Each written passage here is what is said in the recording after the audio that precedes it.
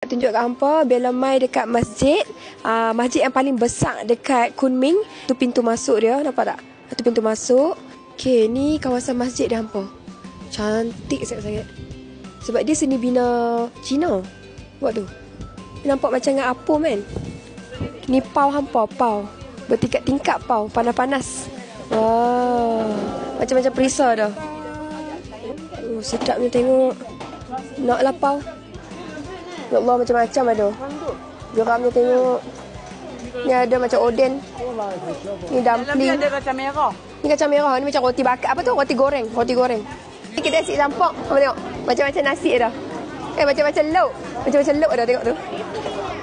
Mereka ambil bubuh dalam bekas macam tu. Mari bila tunjuk. Hampa ambil nasi, lepas tu hampa pilih je nak lauk apa. Dia macam tu. Macam-macam tu ni. Bubuh lah. Dia. Dia banyak sayur lah. Orang ni pun suka makan sayur kot.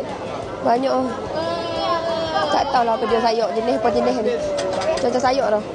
Kedai macam kedai cucuk-cucuk.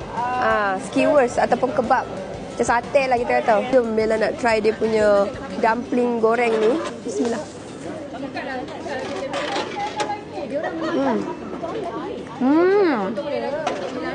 Sedap. Penuh daging. Skewer kambing dengan ayam.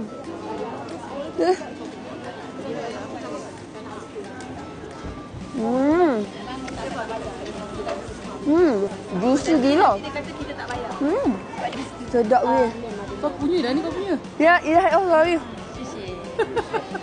Salah makan kat ya. Yang ni yang Bella. Sedap rasa goreng ni. Wow.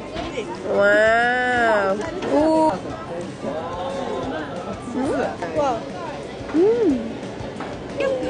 Ya, ayam. Nak rasa tak? Sedap, ayam sedap. Nak rasa tak? Ayam sedap. Rasa. Wah. Nasi goreng telur.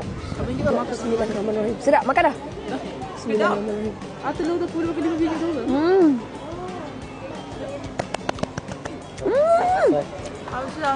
Sedap gila. Kau kena makan nasi goreng kat sini. Goreng Cina. Sedap gila. Paling sedap. Wapu je tau. Oh sedapnya. Ya Allah. Tak, yang goreng ni sedap tak? Ambil fry.